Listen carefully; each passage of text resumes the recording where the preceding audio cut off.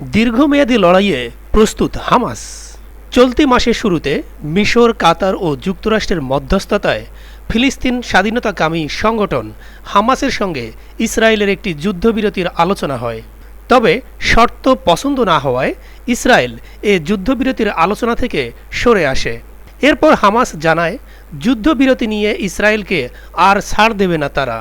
শুক্রবার 17 মে এক ভিডিও বার্তায় ইসরায়েলের বিরুদ্ধে দীর্ঘ যুদ্ধের জন্য প্রস্তুত বলে জানিয়েছেন হামাসের মুখপাত্র আবু ওবায়দা।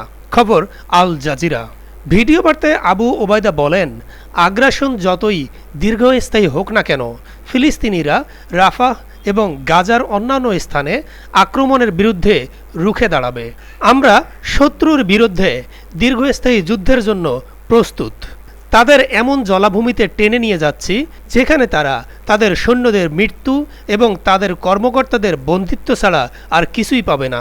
হামাসের এই মুখপাত্র বলেন, আমরা বড় শক্তি, এটা প্রমাণের জন্য আমাদের লড়াই না, আমরা এই মাটির সন্তান এবং প্রকৃত এর মালিক। হামাসের পক্ষ থেকে বলা হয়, তারা 100টিরও বেশি ইসরায়েলি সাজোয়া যানকে লক্ষ্য করে হামলা চালিয়েছে।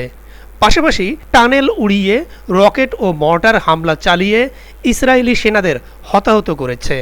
গত বছরের 7 অক্টোবর ইসরায়েলের বিভিন্ন অবৈধ বস্তিতে হামলা চালান হামাসের যোদ্ধারা।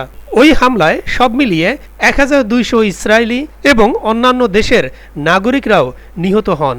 পরে হামাসের হামলার পাল্টা পদক্ষেপ হিসেবে গাজায় হামলা শুরু করে ইসরায়েল।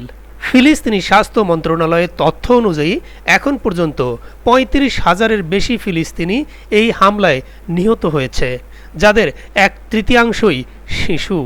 প্রিয় দর্শক, দেশ বিদেশের গুরুত্বপূর্ণ সকল সংবাদ পাওয়ার জন্য আমাদের ফেসবুক পেজটি এখনই ফলো করে রাখুন। আপনি ভিডিওটি ইউটিউবে দেখে থাকলে অবশ্যই ইউটিউব চ্যানেলটি সাবস্ক্রাইব করে রাখুন।